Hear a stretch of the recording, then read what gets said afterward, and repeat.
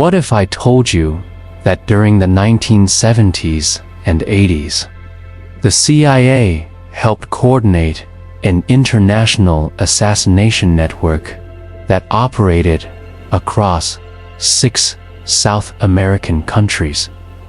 A secret program where governments shared intelligence to hunt down and kill their own citizens living in exile.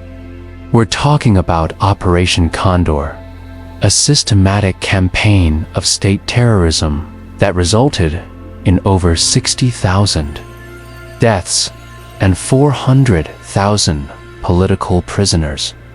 The most shocking part: many of these assassinations happened on American soil.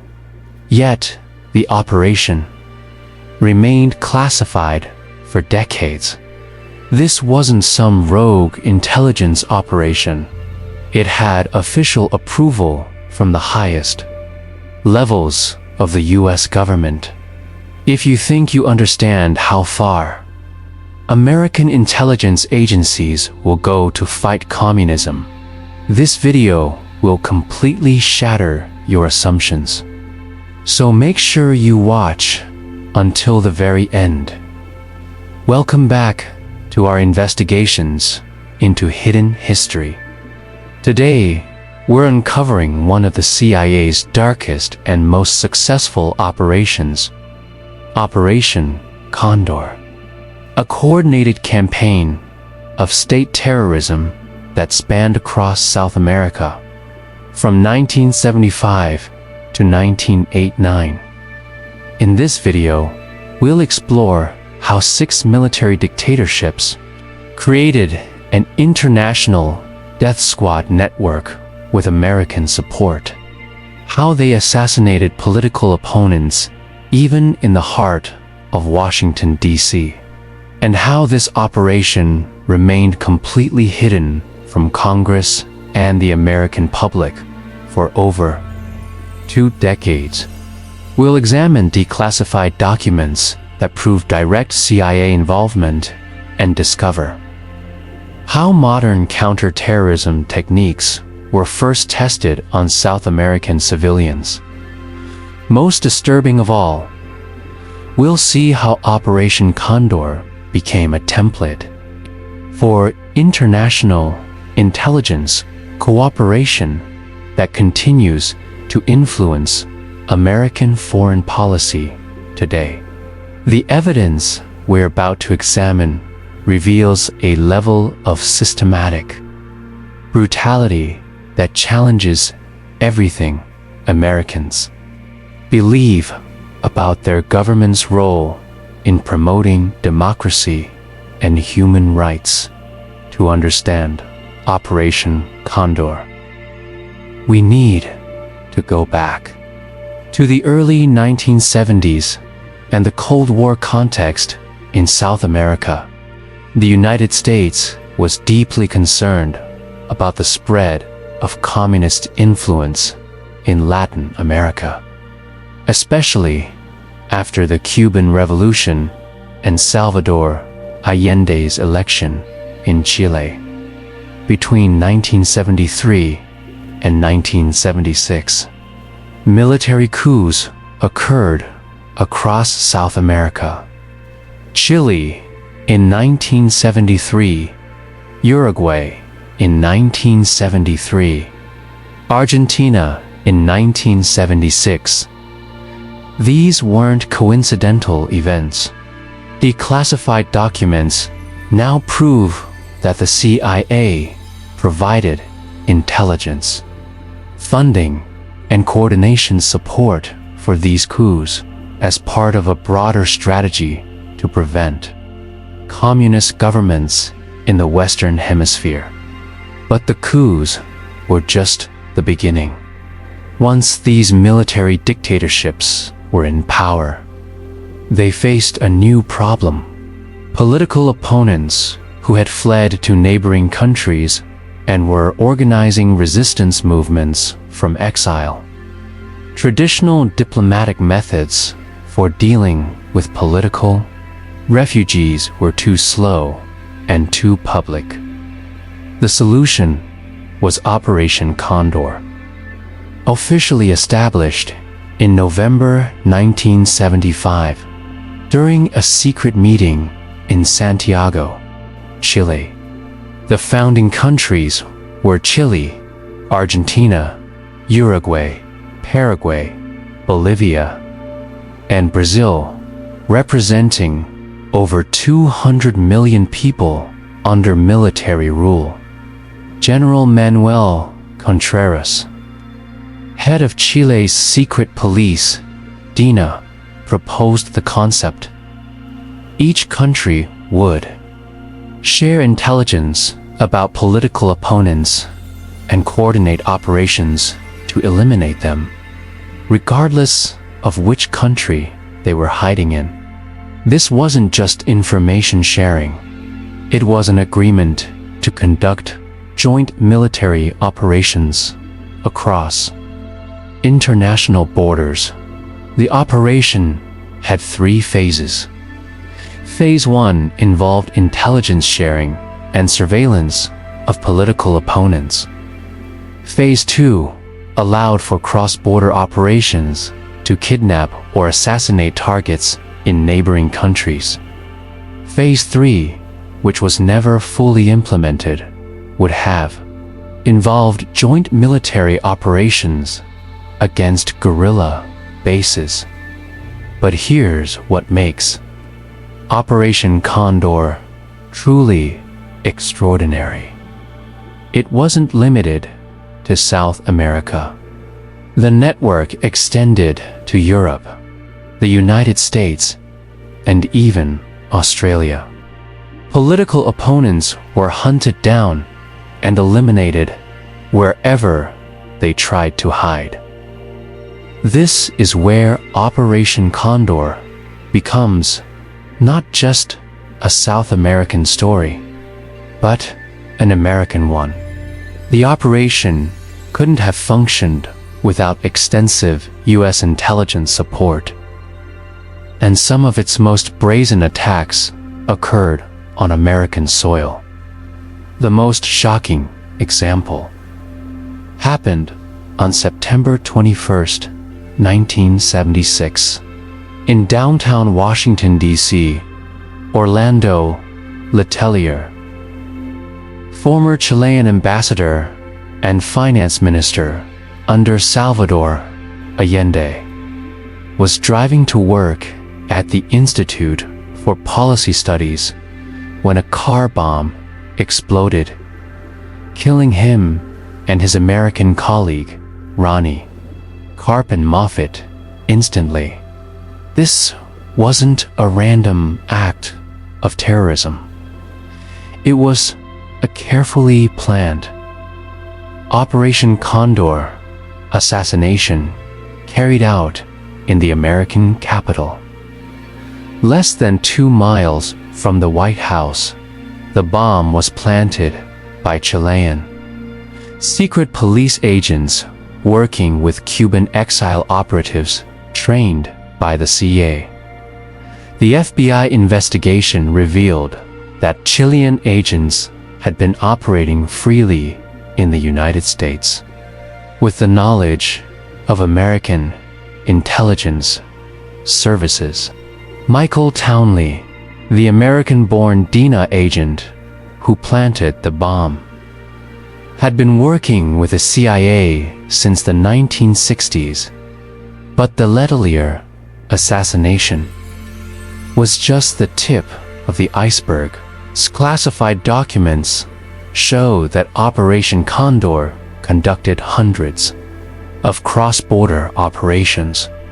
In Argentina alone, the military government acknowledged holding 340 Uruguayan citizens, 13,000 Chileans, 200 Paraguayans, and 200 Bolivians as political prisoners. The operation used sophisticated intelligence techniques that were revolutionary for the 1970s. They created a centralized computer database in Buenos Ares that tracked political opponents across all 6 countries. This system, funded and designed with CIA assistance, could instantly share information about targets anywhere into South America. Most disturbing were the joint detention centers, where prisoners from multiple countries were held together. The most notorious was Automotors Orlando in Buenos Aires, where prisoners were tortured by key interrogators from their home countries who had traveled specifically for that purpose. The human cost was staggering. Conservative estimates suggest that Operation Condor was responsible for 60,000 deaths and 400,000 political prisoners. But these numbers only include confirmed cases. The true scope may never be known because many records were destroyed. What makes this operation particularly sinister is how it operated with complete impunity. Because victims were often taken across international borders, their families couldn't locate them.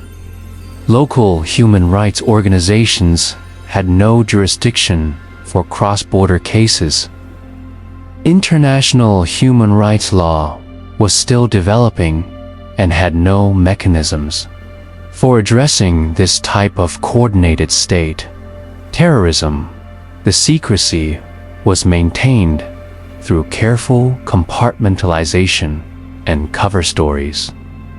When questioned about disappearances, governments would claim that individuals had been killed by leftist terrorists or had fled to other countries. Since the operation was coordinated across borders, it was nearly impossible for investigators to piece together the full picture. Now, here's the crucial question. What did the United States government know? And when did they know it?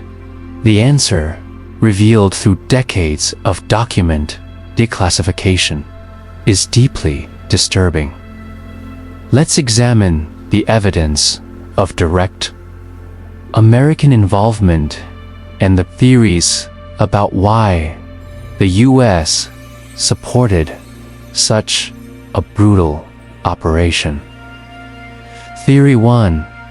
Strategic Anti-Communist Alliance. From the American perspective, Operation Condor was a highly effective way to eliminate communist influence in South America without direct U.S. military involvement. By supporting local military governments, the U.S.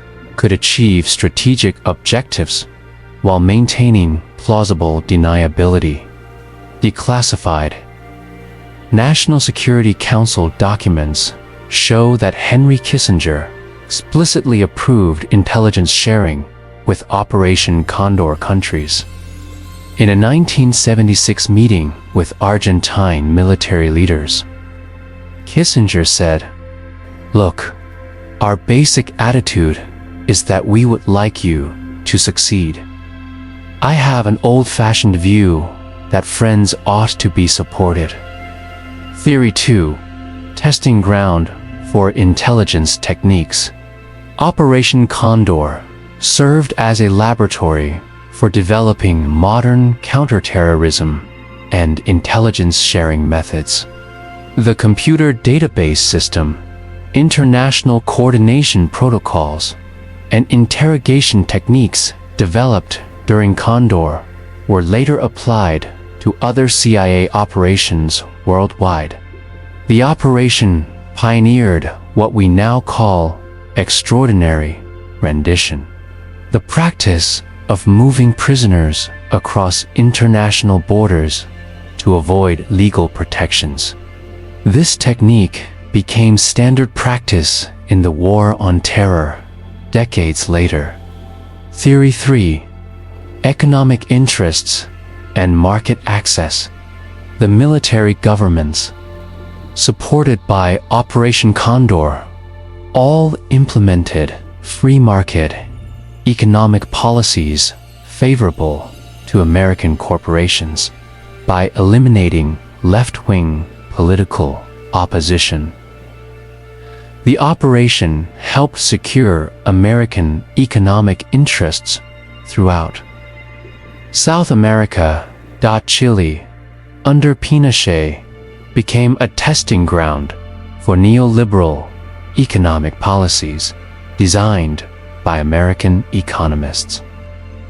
The brutal suppression of labor unions and political opposition was essential for implementing these policies without popular resistance.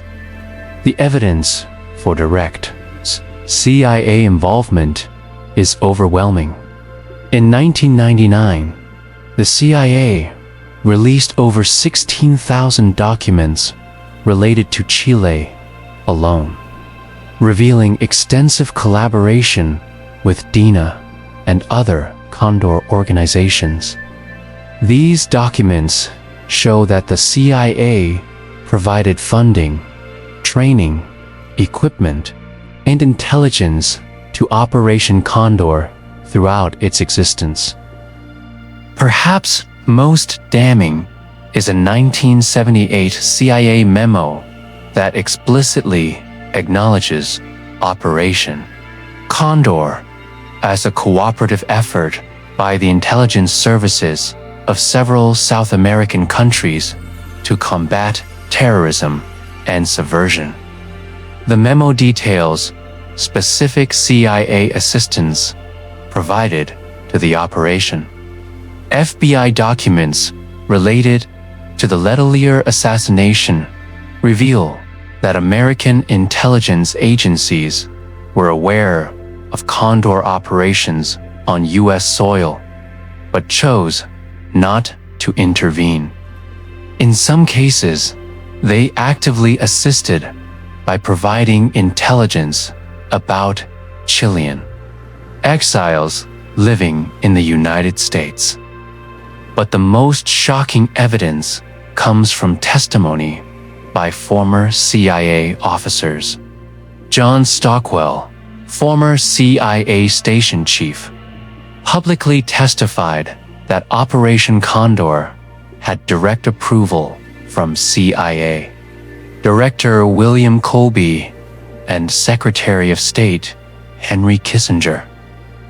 However, defenders of American policy argue that supporting anti-communist governments was necessary to prevent Soviet influence in Latin America. They claim that while the methods were harsh, the strategic objective of keeping South America in the Western sphere of influence was achieved.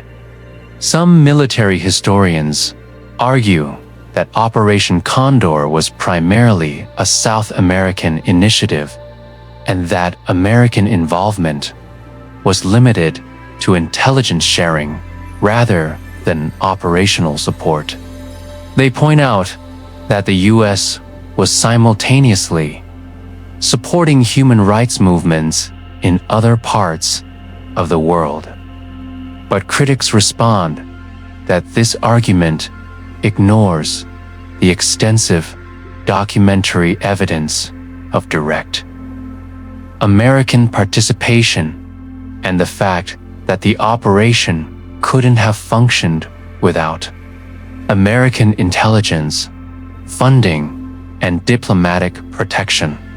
The legacy of Operation Condor extends far beyond the Cold War era. Many of the techniques developed during Condor became standard practice for international intelligence cooperations. The international database system pioneered by Condor became the model for modern intelligence sharing networks. The extraordinary rendition techniques first systematized during Condor were later used extensively in the War on Terror. Even the legal justifications developed to support Condor operations influenced how later American administrations justified covert operations.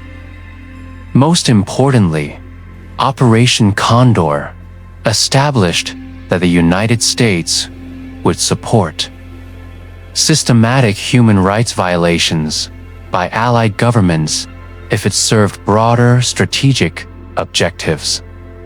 This precedent continues to influence American foreign policy decisions today. The operation also revealed how international intelligence cooperation could be used to circumvent domestic legal protections. By moving operations across borders, intelligence agencies could avoid the legal constraints that applied within individual countries. For the people of South America, the legacy is one of trauma that continues today. Thousands of families still don't know what happened to their relatives.